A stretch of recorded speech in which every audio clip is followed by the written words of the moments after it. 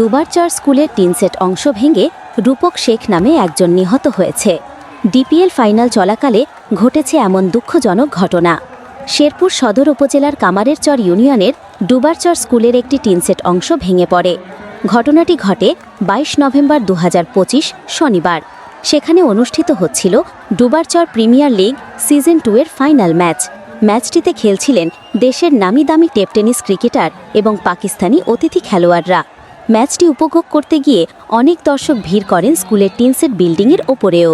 অতিরিক্ত চাপের কারণে টিনসেটের চালা ভেঙে নিচে পড়ে যায়। এতে নিচে থাকা ও ওপর থেকে পড়ে যাওয়া কয়েকজন আহত হন। আহতদের মধ্যে রূপক শেখ নামে এক তরুণকে গুরুতর অবস্থায় উদ্ধার করে ময়মনসিংহ হাসপাতালে নিয়ে যাওয়ার পথে তিনি মারা যান। ইন্না লিল্লাহি ওয়া ইন্না ইলাইহি রাজিউন।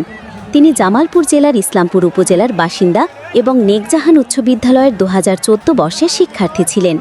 এ ঘটনায় এলাকায় নেমে এসেছে গভীর শোক।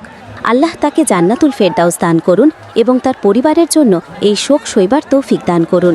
আমিন।